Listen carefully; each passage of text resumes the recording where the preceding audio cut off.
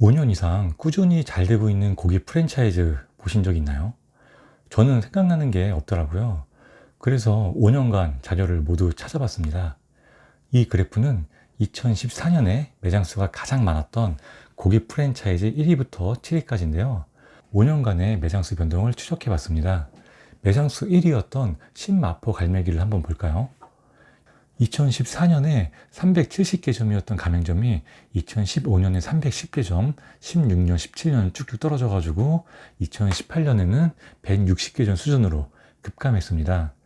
신마포갈매기 전성기 시절을 보면 2010년에 100개점을 돌파한 후 2012년 400개점을 돌파할 정도로 기세가 무서웠습니다. 다른 브랜드 역시 마찬가지입니다. 그래프를 보면 1위부터 7위까지의 브랜드가 약속이나 한 듯이 매장 수가 줄어들고 있죠. 왜 그럴까요? 고기라는 업종의 경쟁력이 약해진 걸까? 생각해보면 그건 아닌 것 같아요.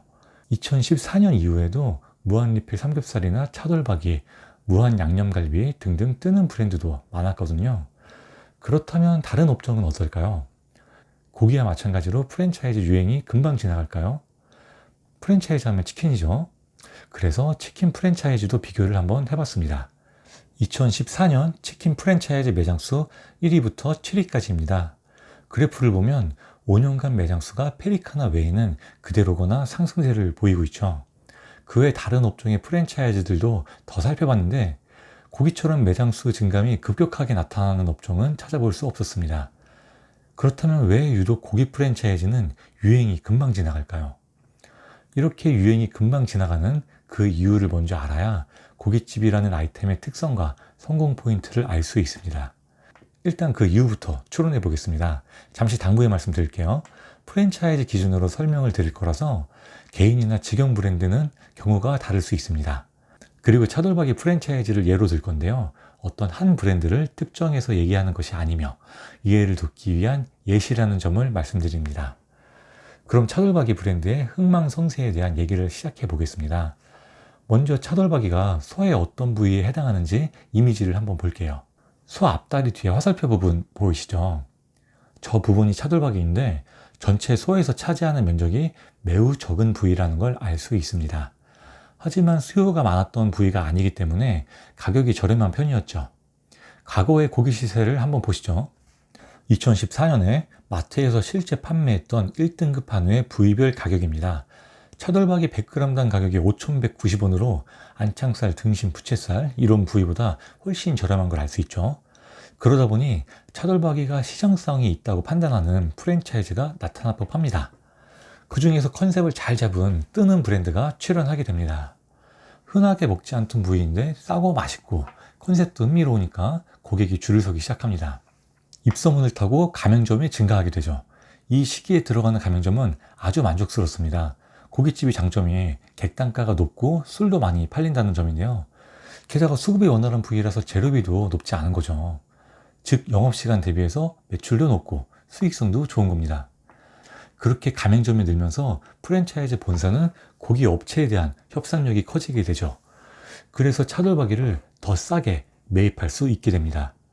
가맹점도 좋고 본사도 좋고 매장 수가 점점 늘어나겠죠. 자, 그런데 차돌박이가 유행의 조짐을 보이니까 우후죽순으로 유사 브랜드가 출연하게 됩니다. 차돌박이 맛에 숨겨진 비법이 있는 게 아니잖아요. 여러 가지 재료가 조합되는 치킨, 피자, 짜장면, 한식 등등 이런 메뉴는 대부분 모방하기가 어렵죠. 하지만 고기는 같은 부위를 받아서 구우면 똑같은 맛이 나니까 모방이 상대적으로 쉽습니다. 이런 이유로 원조 고기 브랜드는 속도를 조절하면서 내실을 다지고 싶어도 그럴 수가 없습니다. 그러다가 유사 브랜드가 시장을 장악하면 죽 서서 강아지 주는 꼴이 되는 거잖아요.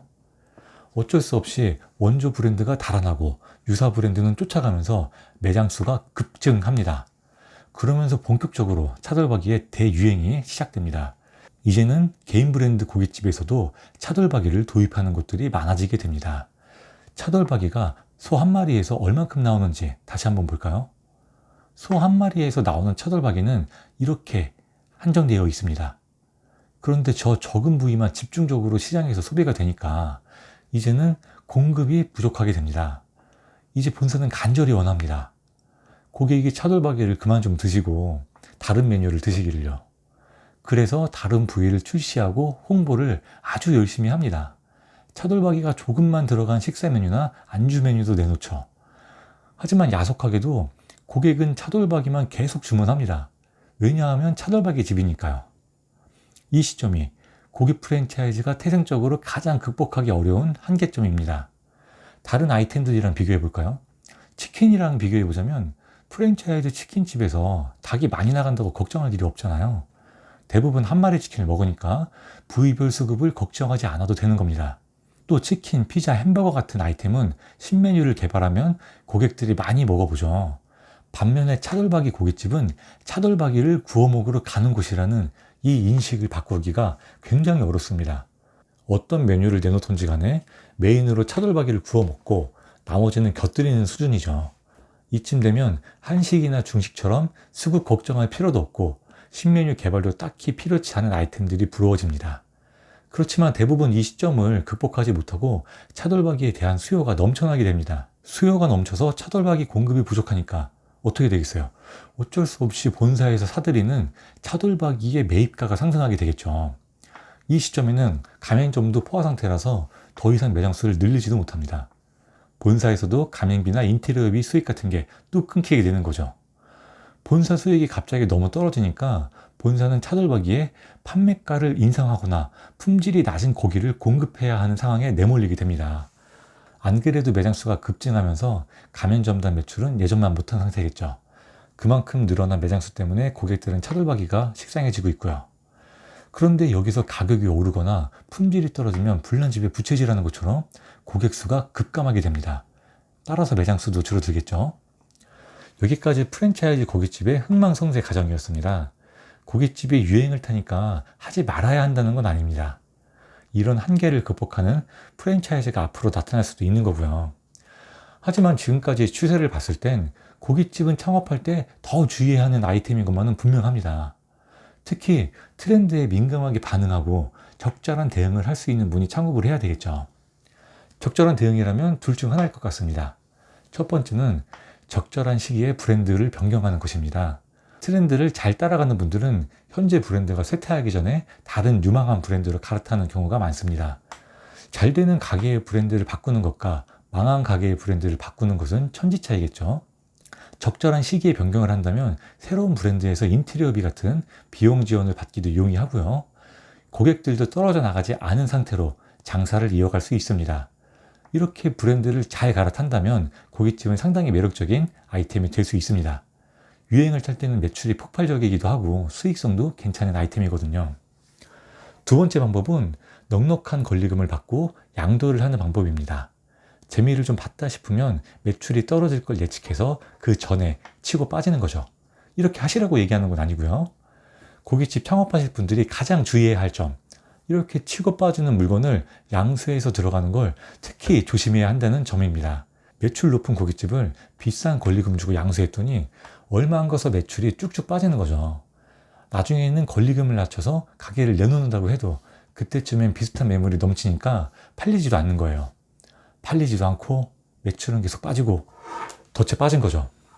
오늘은 프랜차이즈 고깃집의 흥망성쇠에 대해 얘기해 봤는데요.